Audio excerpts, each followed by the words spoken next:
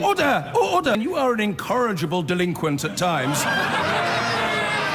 Behave yourself, man! President Trump has reached a deal with New York prosecutors to shut down his family charity, the Trump Foundation, after they accused the foundation of having a shocking pattern of illegality and said Mr. Trump had used it as a personal checkbook for his business and political interests. But a lawyer for the Trump Foundation defended it, saying they'd been trying to distribute its remaining assets to worthwhile charitable causes since his victory in the presidential election. John Sopel has the latest from Washington. Election night 2016, and Donald Trump is soaking up the applause, surrounded by his children. But they're also part of the business and also trustees of his charity, the Donald J. Trump Foundation. But far from this being a vehicle for giving and philanthropy, the New York Attorney General has described in the most scathing terms how the Trumps were using this for their own purposes. There was a shocking pattern of illegality, including unlawful coordination with the Trump presidential campaign, repeated and willful self-dealing. This amounted to the Trump Foundation functioning as little more than a checkbook to serve Mr. Trump's business and political interests. Trump's attorney said those accusations were inaccurate and politicized. And here in Washington, the president's former national security advisor, Michael Flynn, has been appearing in court over conversations he had with the Russian ambassador at around the time of the election. He lied to the FBI about it. The sentencing should have been routine. It was anything but. Michael Flynn arrived in court this morning hoping that he'd be given a non-custodial sentence. But the judge very quickly made clear he took Flynn's offences far more seriously. Arguably, you sold your country out, he said. I'm not hiding my disgust, my disdain for this criminal offence. The judge also mused whether Flynn should have been charged with treason. In light of this, his lawyers argued for sentencing to be delayed. The threat of incarceration has not gone away. I mean, God help us! Ironic, really, as the general was the man during the election who led the chants of "lock her up" about Donald Trump's rival Hillary Clinton. Yes, that's right, lock her up! But despite lying to the FBI and the vice president and pleading guilty, the president is standing by him, tweeting this morning, "Good luck today in court, General Michael Flynn. Will be interesting to see what he has to say, despite tremendous pressure being put on him." A theme picked up at the briefing, with the White House accusing the FBI of behaving improperly over this. The FBI broke standard protocol in the way that they came in and ambushed General Flynn, and in the way that they questioned him, and in the way that they encouraged him not to have White House counsel's office present. As Michael Flynn left court to some chants of "lock him up," the White House was doing nothing to dispel the impression that in this case, the president was more on the side of the man who'd broken the law than the people who were charged with enforcing it. John Sopel, BBC News, Washington. Now, President Trump's former national security advisor, Michael Flynn, was due to be sentenced this morning for lying to the FBI about his contacts with a Russian ambassador. He'd be the first White House official to be sentenced in special counsel Robert Mueller's investigation. But within the last hour, Flynn's lawyers argued he wanted to carry on cooperating. Our Washington correspondent, Kylie Morris, was in court. Kylie, just explain this delay to us first. Well, Kathy, really it was at the judge's urging.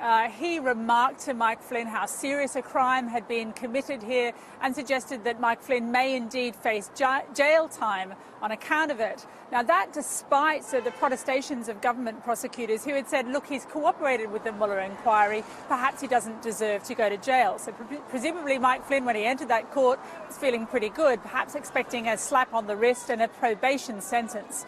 He entered the court under the watchful gaze of a gigantic rat in the style of Donald Trump, but there were also supporters there calling him a patriot. That certainly was not the view of the judge. He said, look, you lied on 3 different topics to the FBI. You lied to FBI agents while they were interviewing you inside the White House. He at one point pointed to the flag in the court and said, you undermined everything this flag stands for. Arguably, you sold your country out. Now, perhaps on account of that, Mike Flynn's lawyers went away and came back and said, look, let's delay sentencing. Perhaps he might be able to do more to cooperate with the Mueller inquiry and in that way get a shorter sentence. Now, that's the detail. So just stand back a bit and tell us, what does this all mean for the president? Well, interestingly, President Trump tweeted this morning wishing good luck to Mike Flynn. He certainly didn't find a lot of good luck in the court, but there was a sense perhaps that there might be a pardon coming for Mike Flynn. Today, though, that's very clear that this sentencing process is going to continue, that this case will continue swirling around the president, even though he wants it to go away. His narrative that there's nothing to see here is very unconvincing when we have these kinds of things going on. At the same time, there is now another case looming, this from the New York attorney who has announced today an agreement that the Trump Foundation will be dissolved. This is as a result of a lawsuit wherein the Attorney General is alleging unlawful conduct and repeated self-dealing on account of the Trump Foundation. So that's the charitable arm of the Trump organization. So even as one case closes, another opens.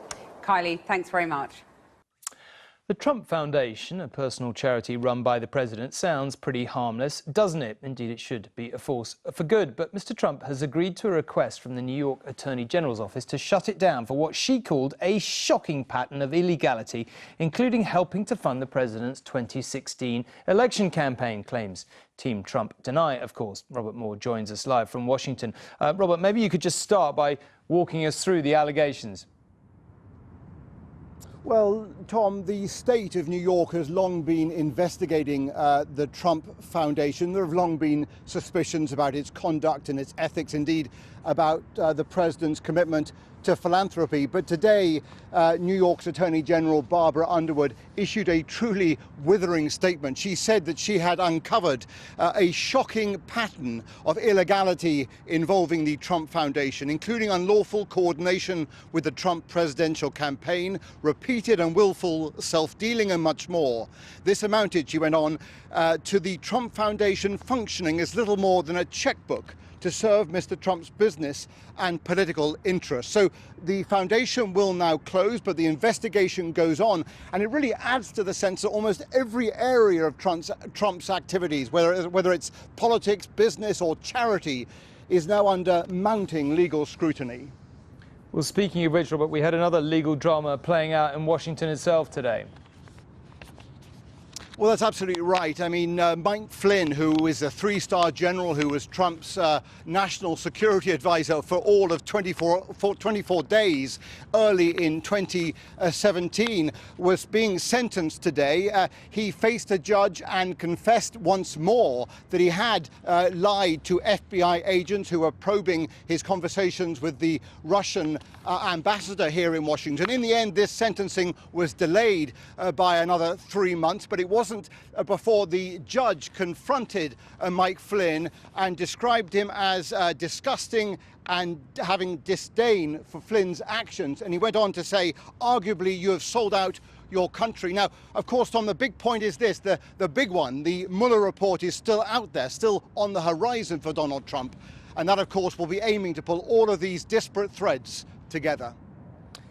Robert, 29 feels like it will be a big year, but for now, thank you very much indeed.